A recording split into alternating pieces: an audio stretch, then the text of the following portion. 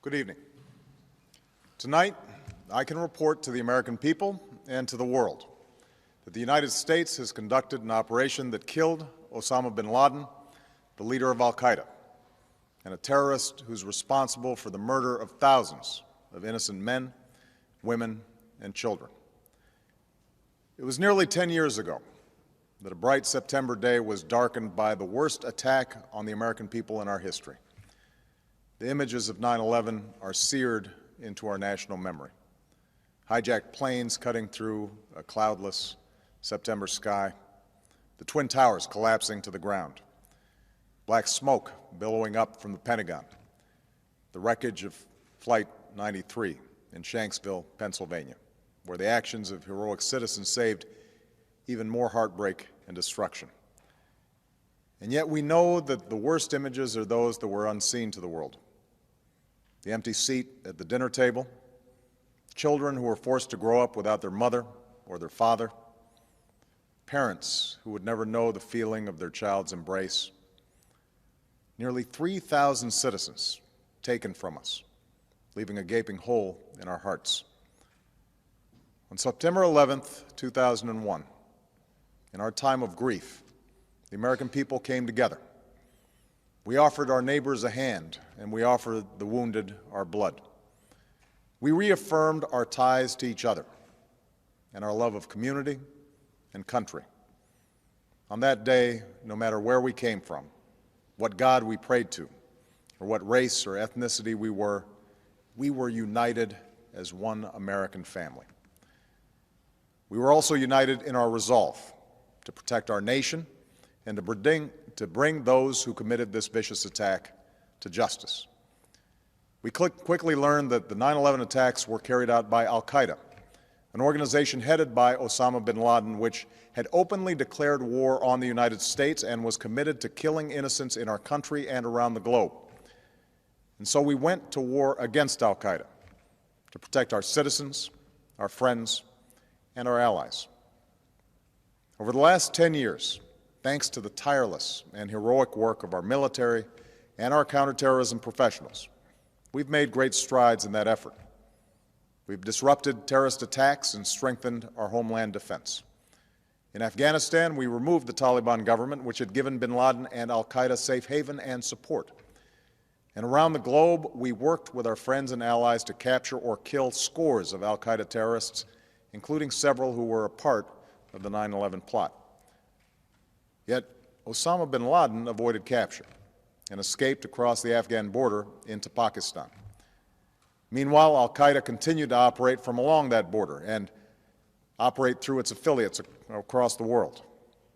And so shortly after taking office, I directed Leon Panetta, the director of the CIA, to make the killing or capture of bin Laden the top priority of our war against al-Qaeda, even as we continued our broader efforts to disrupt, dismantle, and defeat his network.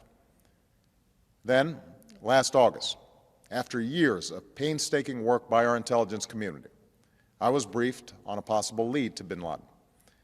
It was far from certain, and it took many months to run this thread to ground. I met repeatedly with my national security team as we developed more information about the possibility that we had located bin Laden hiding within a compound deep inside Pakistan. And finally, last week, I determined that we had enough intelligence to take action and authorized an operation to get Osama bin Laden and bring him to justice. Today, at my direction, the United States launched a targeted operation against that compound in Abbottabad, Pakistan. A small team of Americans carried out the operation with extraordinary courage and capability. No Americans were harmed. They took care to avoid civilian casualties. After a firefight, they killed Osama bin Laden and took custody of his body. For over 2 decades, bin Laden has been al-Qaeda's leader and symbol, and has continued to plot attacks against our country and our friends and allies. The death of bin Laden marks the most significant achievement to date in our nation's effort to defeat al-Qaeda. Yet his death does not mark the end of our effort. There is no doubt that al-Qaeda will continue to pursue attacks against us. We must and we will remain vigilant at home and abroad. As we do, we must also reaffirm that the United States is not and never will be at war with Islam. I've made clear, just as President Bush did shortly after 9/11, that our war is not against Islam. Bin Laden was not a Muslim leader. He was a mass murderer of Muslims. Indeed, al-Qaeda has slaughtered scores of Muslims in many countries, including our own. So his demise should be welcomed by all who believe in peace and human dignity. Over the years, I've repeatedly made clear that we would take action within Pakistan if we knew where bin Laden was. That is what we've done. But it's important to note that our counterterrorism cooperation with Pakistan helped lead us to bin Laden and the compound where he was hiding. Indeed, bin Laden had declared war against Pakistan as well and ordered attacks against the Pakistani people. Tonight, I called President Zardari, and my team has also spoken with their Pakistani counterparts. They agree that this is a good and historic day for both of our nations. And going forward, it is essential that Pakistan continue to join us in the fight against al-Qaeda and its affiliates. The American people did not choose this fight. It came to our shores and started with the senseless slaughter of our citizens.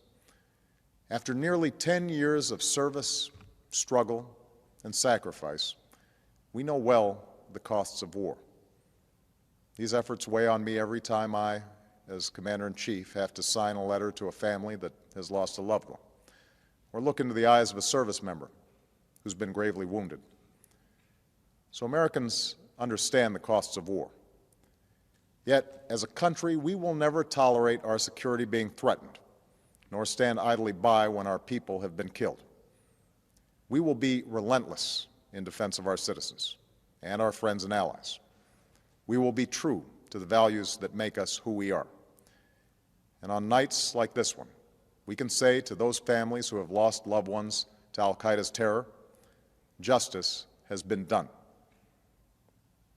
Tonight, we give thanks to the countless intelligence and counterterrorism professionals who've worked tirelessly to achieve this outcome. The American people do not see their work nor know their names, but tonight they feel the satisfaction of their work and the result of their pursuit of justice. We give thanks for the men who carried out this operation, for they exemplify the professionalism, patriotism, and unparalleled courage of those who serve our country. And they are part of a generation that has borne the heaviest share of the burden since that September day. Finally, let me say to the families who lost loved ones on 9/11 that we have never forgotten your loss, nor wavered in our commitment to see that we do whatever it takes to prevent another attack on our shores. And tonight, let us think back to the sense of unity that prevailed on 9/11. I know that it has at times frayed, yet today's achievement is a testament to the greatness of our country and the determination of the American people. The cause of securing our country is not complete, but tonight we are once again reminded that America can do whatever we set our mind to. That is the story of our history. Whether it's the pursuit of prosperity for our people or the struggle for equality for all our citizens, our commitment to stand up for our values abroad, and our sacrifices to make the world a safer place. Let us remember that we can do these things not just because of wealth or power, but because of who we are. One nation, under God, indivisible, with liberty and justice for all. Thank you. May God bless you, and may God bless the United States of America.